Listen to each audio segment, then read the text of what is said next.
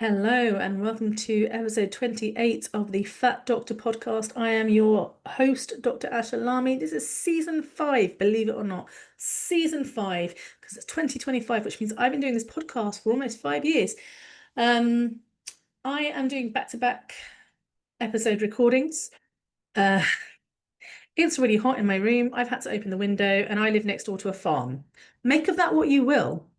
It might get noisy today. The sound quality might not be great, but I don't know what to tell you. I'm really hot. I don't use the window open. Um, Today we're going to be talking about Jordan. This is Jordan's story, folks. I'm very excited to be telling you about Jordan. For those who don't know, every 3 episodes or so, I will create a fictional character. I will give them gender neutral name and gender neutral pronouns because I don't want them to be gender in my fictional characters. I don't want that to get in the way of, your listening pleasure. So yeah, I create a character and I tell a story, and I think it's really important because I think stories are a really great way of imparting information, making a point in a way that people can really engage with. So I really like doing these. And so without further ado, Jordan's story. Jordan is 26 years old and has been struggling with severe period pain since their teens. Is that giving you a flavour of what to expect? For the last 8 years, they have been back and forth to their GP, complaining of painful periods. And their doctors have said, periods are supposed to hurt. You're just sensitive. Lose weight and it will get better. They kept being told that it was normal, it's to be expected, especially when they were younger, but still, 26 now, keep getting told it's normal. Given birth control as a solution, here you go, take some birth control, started at quite a young age. Maybe it helps, maybe it doesn't, not really. But yeah, no one cares. Not one single person cares. So I'm going to tell you Jordan's story. I'm going to tell you about a year in the life of Jordan. We'll assume it's a year. Maybe it's longer than a year. Maybe it's 18 months. 18 months in the life of Jordan. All right. Jordan goes to see their GP, complains of severe period pain. The GP says periods hurt. That's normal. Says lose some weight. It will get better. Because if you lose some weight, it will help with the hormonal balance. And of course, it's your hormones that are causing the pain. So lose some weight, the GP says, and sends them on their merry way. Jordan goes back to visit the GP.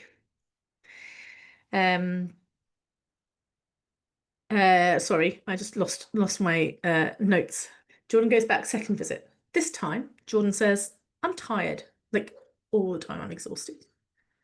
The GP says, that's because you're carrying around lots of extra weight. Have you tried exercise? Have you tried going for a walk? No real, no interest, no investigations, no like, oh, I'm going to do some blood tests or anything like that. Just, try and be less stressed, less stressed and less fat, if you would, and that will fix everything. You won't be so fatigued. So off Jordan goes. And to be fair to Jordan, Jordan is persistent. I think by this point in time, I'd be like, well, that's it, I'm done. But no, Jordan goes back. It's a fictional character. I can do whatever I want. Third appointment now. This time round, it's necessary. It's a medically necessary one because they're getting recurrent urinary tract infections. Like almost every month, around the time of their period, they get a urinary tract infection. It becomes they get pain and burning and stinging when they pass urine, and they take that like cranberry stuff over the counter. They drink more water. They do all of that stuff. Like, be careful what underwear you use and and all that stuff. And so Jordan brings a urine sample to the doctor. The doctor puts a dipstick in it and says, "Oh, I can see a bit of blood, but can't see anything else. It's probably not an infection. I'll send it off to the lab, see if it grows anything." And it doesn't grow anything, and that's the end of that. Still getting the symptoms though, but they've been dismissed. Jordan goes back to see the GP, fourth time. This time round, it's because they're constipated, and they've had a history of constipation actually going back years. GP spends a long time asking about their diet, asks all sorts of weird and wonderful questions, makes all sorts of assumptions about how they're eating, too many fast foods and carbs and not getting enough green leafy vegetables and blah, blah, blah, blah, blah, blah. basically dismisses it as poor diet choices. Suggests some kind of fiber supplements, gives some dietary advice, eat your five fruit and veg a day, maybe try eating more, you could probably do with that, that kind of stuff. Fuck off again, off you go. It's the fourth visit now in 18 months. Jordan goes back to the doctor. Fifth time now. This time with back pain. Back pain comes and goes. Like they've had a few episodes of it now. It only lasts a few days.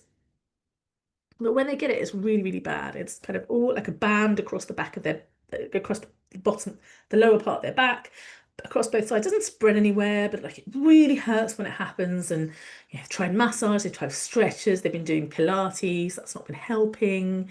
Um, that plus the period pains, plus everything else, it's really getting them down.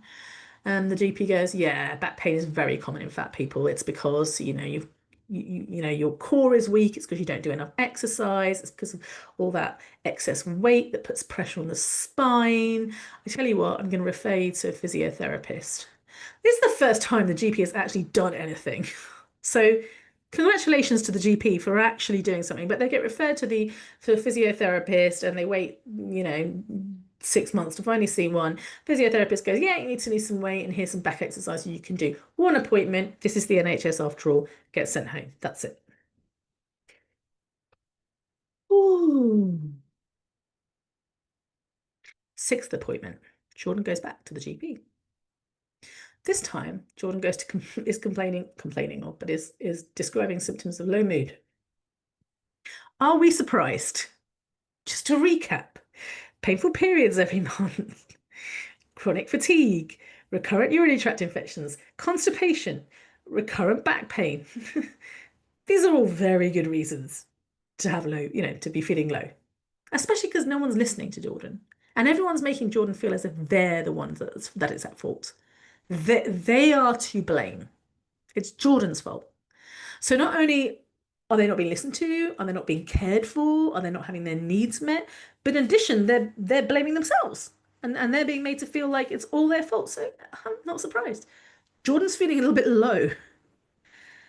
And a very smug GP sort of acknowledges, I'm so sorry that you're feeling sad. Checks that they're not suicidal, very important, because a GP doesn't want to get sued for missing a potential suicide. So lots of questions about suicidal ideation and self-harm, very important. But not much beyond that. Okay, you're not a danger to yourself. Have you tried going for a walk?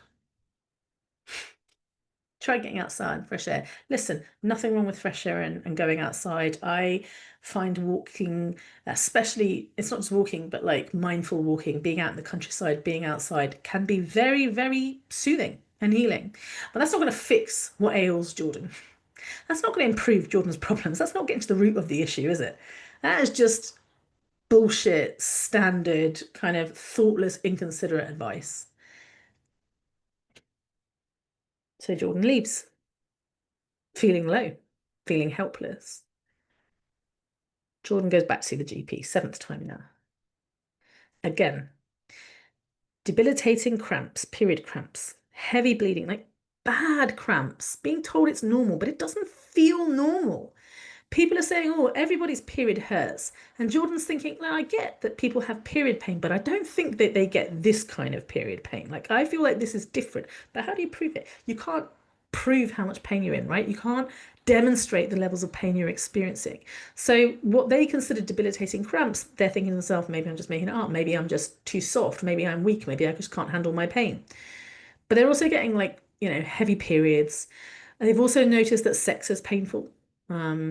And that, by the way, is a red flag. Painful sex should always alert a doctor to, something's going on here. Um, they're fatigued. They have all these other symptoms. They see the GP. Now, you have to bear in mind that they're not seeing the same doctor every time. This is 2025. They live in the UK. This is the National Health Service. Not a fucking chance. You're lucky if you see the same GP twice.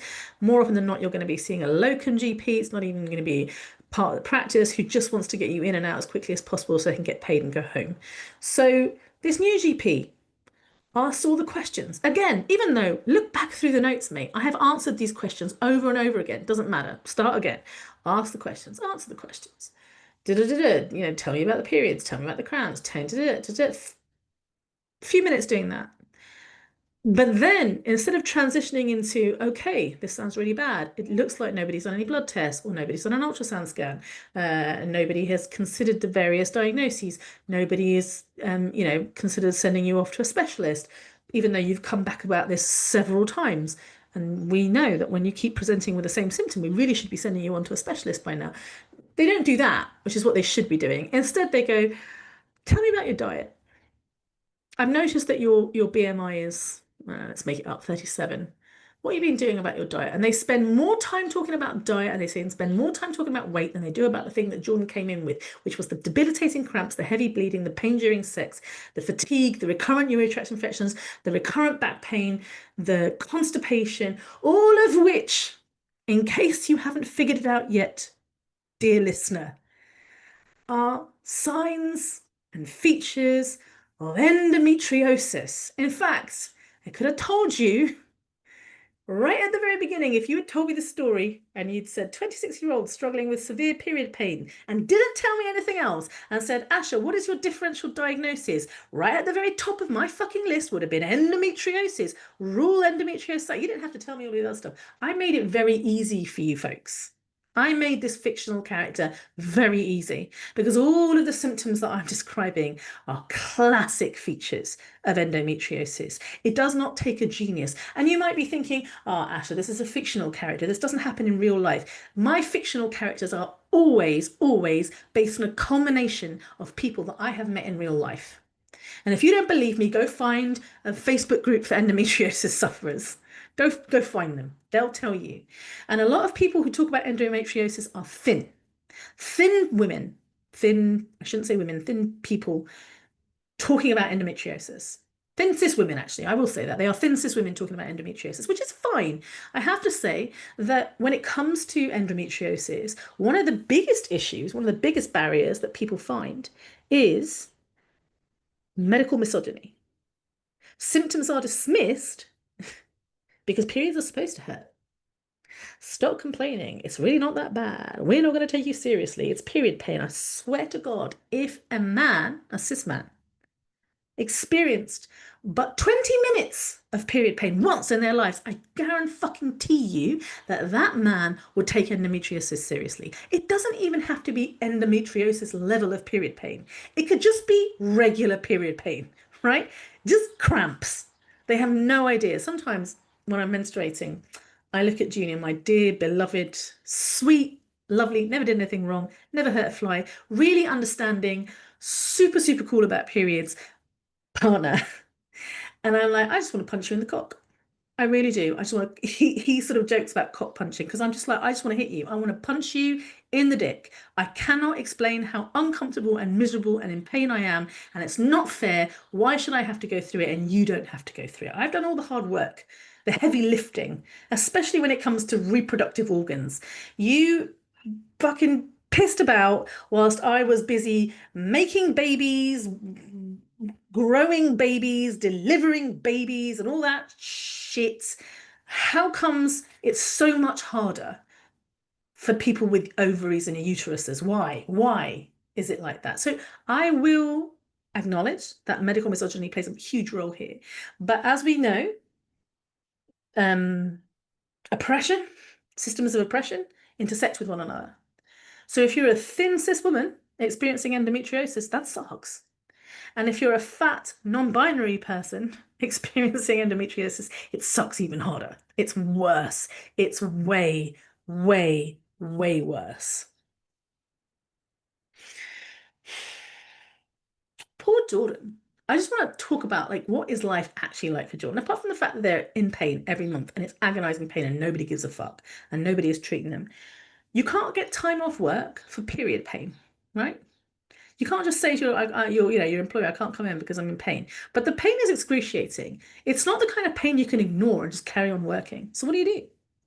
This is happening every month. What do you do?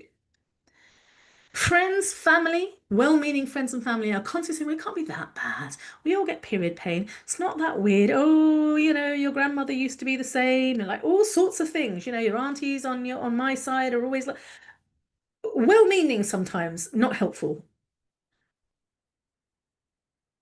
Then there's like the pain during sex, which is actually often a really big thing for endometriosis sufferers, because of where the uterine lining. For those who don't know what endometriosis is, I'm going to really butcher this. But basically, it's when the endometrium means the lining of the uterus, grows outside of the uterus. It's not meant to go outside the uterus. It's meant to stay in the lining of the uterus. And when it's not, when it's outside, on the surface of the uterus, sometimes in the fallopian tubes, the ovaries, and sometimes throughout the pelvic cavity, that's no good. And it's extremely painful, and it can cause all sorts of problems, and it is a woefully underdiagnosed and poorly treated condition for reasons I've already said. Misogyny and also fatphobia. So yeah, pain during sex is very, very common, but again, it's one of those subjects that's really hard to broach, not just with a healthcare professional, but with your partner. If you're having penetrative sex and it's painful, especially if you're a fat person. Do you remember what I was talking about in the previous podcast when I was like, we're taught to like, any affection, any attention is something that we should be super grateful for.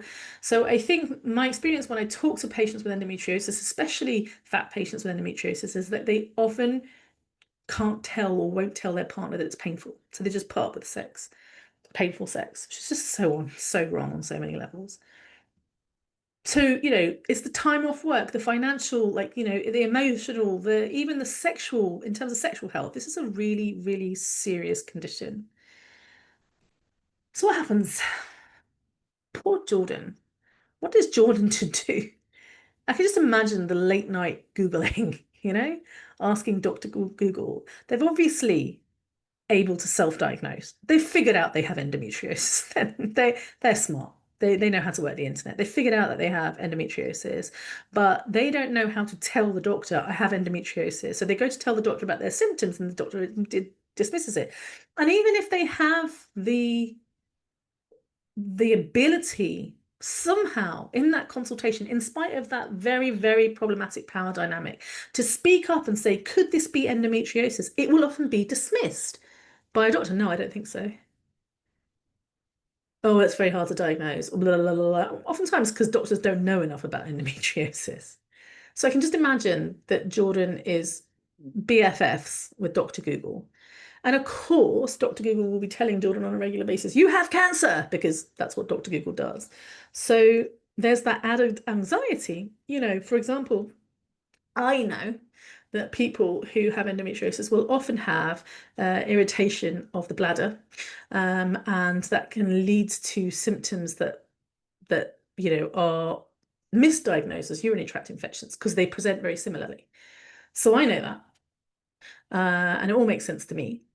But of course, if you just type the symptoms into Google, recurrent urinary tract infections, no obvious cause, what's Dr. Google going to say? Bladder cancer.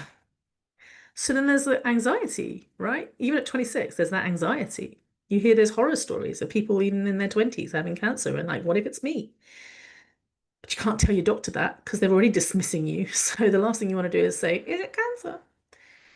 There is financial stress on poor Jordan. What do you do? You're like losing work. You can't afford to carry on like this. You're missing work every month, puts your employment at risk. But you're not getting the referral that you need. So what do you do? Do you seek out private consultations, expensive ones?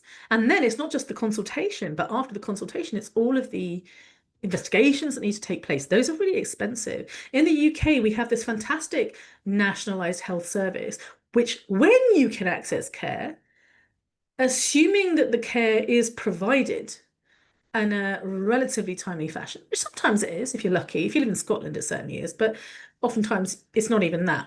But even when you can access care, often there are limits as to, I hope you didn't hear that. It's a tractor going past. There are limits as to what kind of care um, you can or cannot access. So, for example, with endometriosis, if you're fat, well, you can't have a laparoscopic procedure, for example, which is often necessary to make the diagnosis. You certainly can't have surgery to treat your endometriosis if you're fat. That's never going to happen. So then what do? Go to a private doctor? Can you afford it? You're already losing money. And then how is poor Jordan coping with the pain? They're loading up on painkillers, right? So they're getting side effects from the painkillers. It's impacting their relationship. It's impacting every part of their life. When one thing starts to malfunction, the rest of your life often follows suit. It's just so unfair for a condition that can easily be treated. I mean, let's be fair. Medical misogyny means that there isn't much money being sort of thrown at research into endometriosis care, but there is stuff like that can be done. And if we'd done everything we could for Jordan and they're still suffering, that would be one thing. But the doctor hasn't done the basics, like not even a fucking blood test, and that is the reality that so many people face. Every, in a fat person with these symptoms, every symptom is attributed to weight, right? Oh, it's because you're fat. Back pain, fat. Urinary tract infections, fat. Fatigue, fat, and stressed, and quote unquote hysterical. We all know the root of the word hysterical, right? Um, there are no tests offered. An ultrasound scan, at the very least, a pelvic ultrasound scan, but no. Um, Jordan is given generic lifestyle advice. They're not given medical care. Go in about constipation, tell me about your diet, go in about feeling low, have you thought about going for a walk? That's not care. That's just fobbing someone off. And they're made to feel as if they're wasting their doctor's time every time, right? Because they go in, they explain their symptoms. The doctor says it's all your fault, it's because you're fat, lose some weight, get better. And so what's the message that they're hearing? That, this has been a waste of my time, is what the doctor is saying. You're wasting my time. Because if it was something important, I would be doing a test or prescribing a medication or something. And so, I said, Jordan is a braver person than me. I would have stopped at the second appointment, maybe the third. I wouldn't have got to seven. And yes, Jordan is a fictional character. More often than not, people in this situation have developed profound medical anxiety, have been traumatized over and over and over again, and as a result, are avoiding doctors like the plague. So they don't go and see them anymore. They're too afraid to. Understandably so. I'm going to say something really important here, and I need you all to hear it.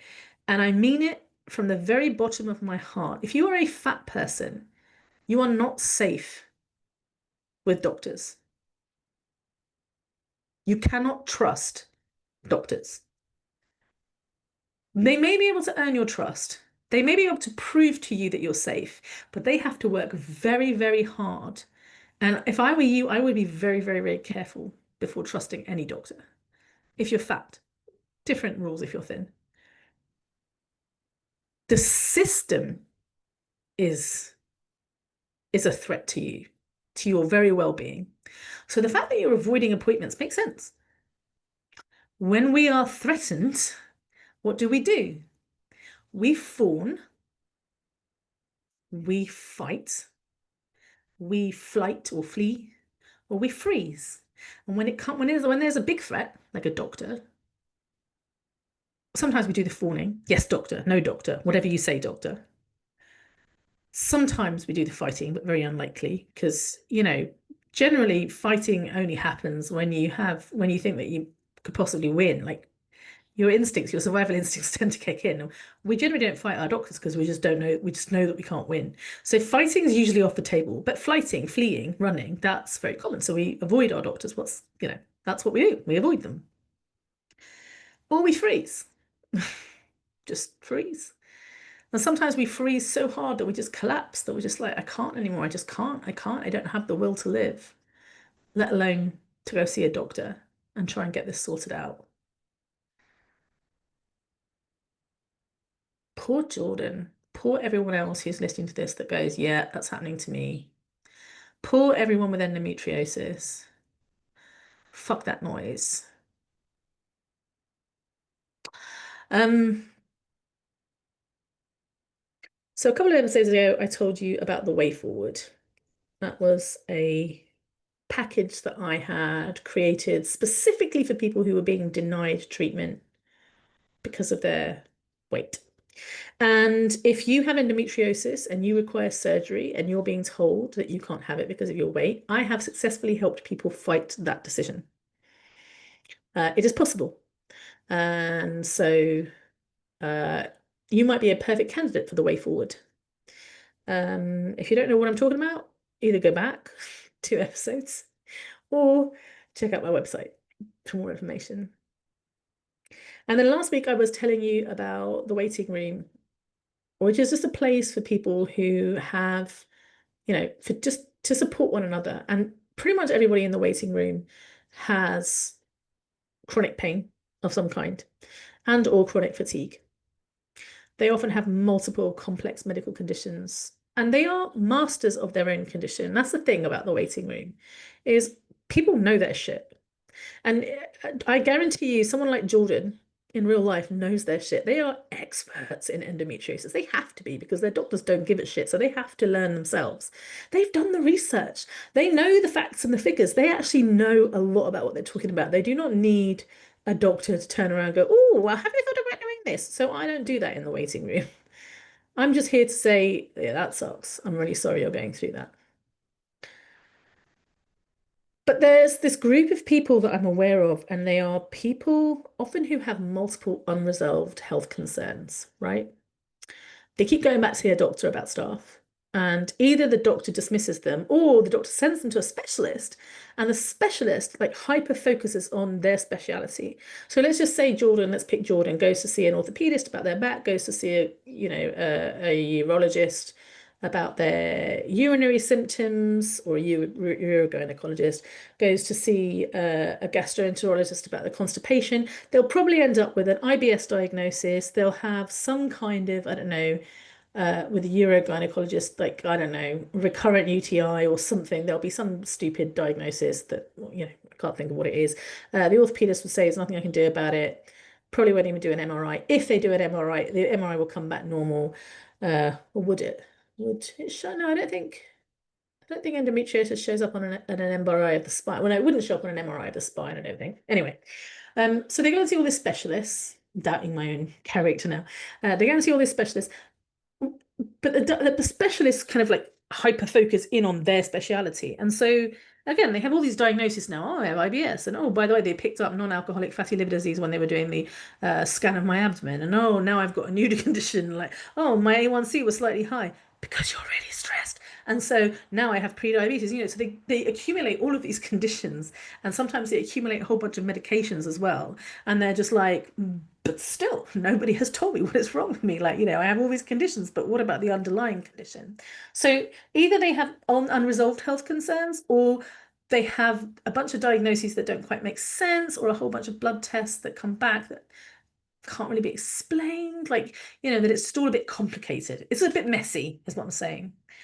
I meet a lot of these people. I meet a lot of people who are being told that their symptoms not real. That's not a real thing. Are you sure you're not making that up or made to feel that way? Um, I meet a lot of people who are not having the test that they should be having.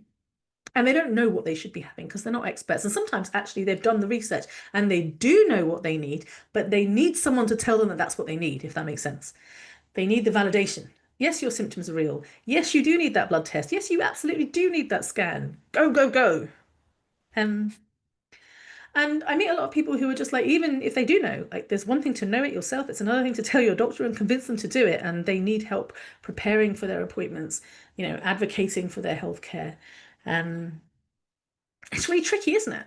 It's really, really tricky. And I meet a lot of people like this. And again, I've been doing a bit of thinking and I have created what I believe to be, well, a couple of good solutions for people who are in this situation. So on the one hand, I do one-to-one consultations. You come to see me. We go through your symptoms, your test results, past medical history, all the medications that you're on. And we talk things through and we have a look. And we just, what a doctor is supposed to be doing. Come up with a diagnosis and or treatment plan. And of course, I can't be your own doctor. There are very strict laws about who can be a registered doctor and who can't.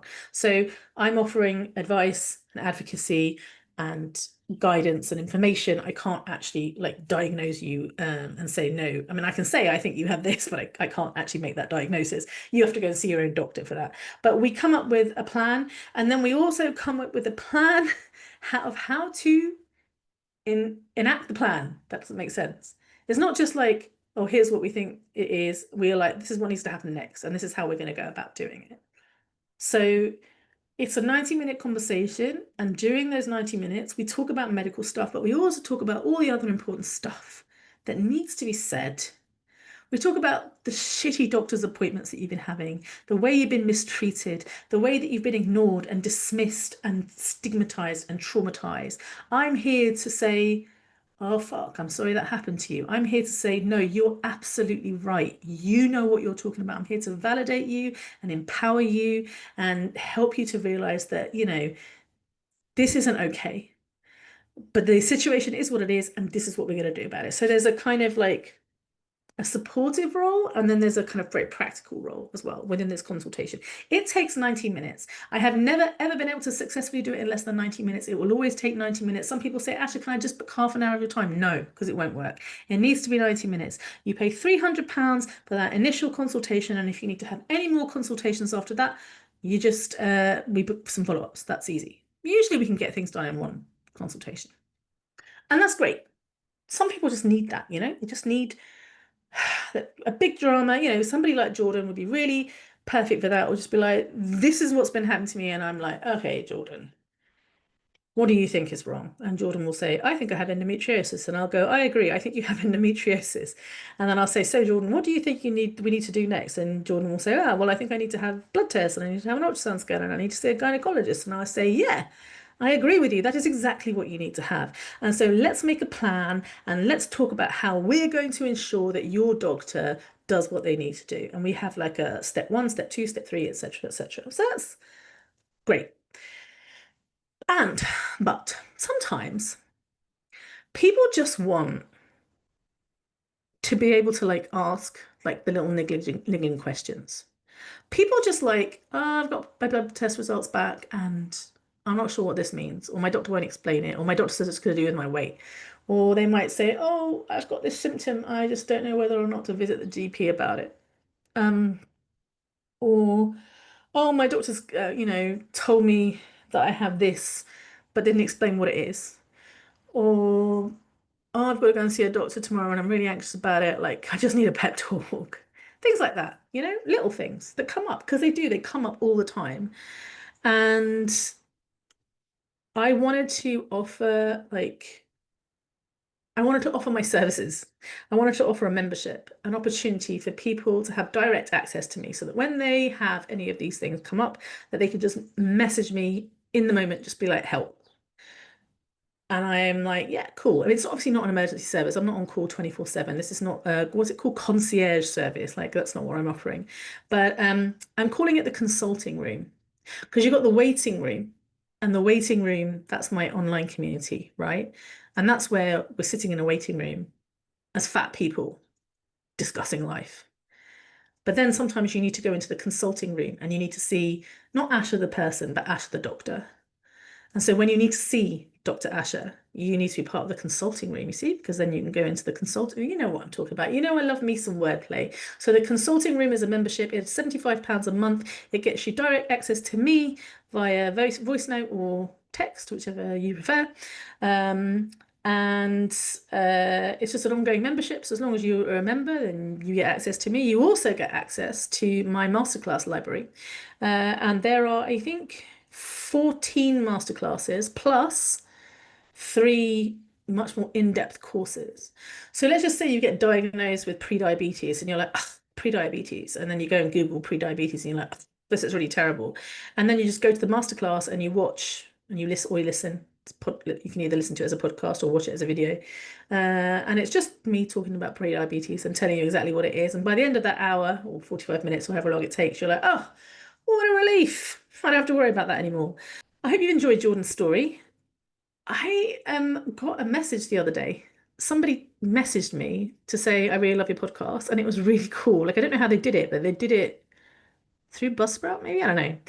I also get messages on YouTube every so often, and I wish I would respond to them quicker than I do. I'm not very good at responding straight away, but I thank you for all of your feedback. It is so, I can't tell you how wonderful it is when someone tells me, "Oh, I listened to your podcast."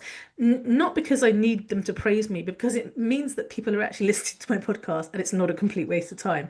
Because honestly, what happens is I sit here in front of my microphone and I say all this stuff, and I don't know if people are listening or not, or whether it's actually helping, or whether feedback is helpful sometimes. So I appreciate your feedback. I'd love you to get in touch with me if you've got any suggestions, if you've got any requests, if you want me to create a character with a particular medical condition or a particular set of circumstances, and you're like, oh, actually, you haven't done one on insert here, whatever here, and please get in touch, let me know, and I will.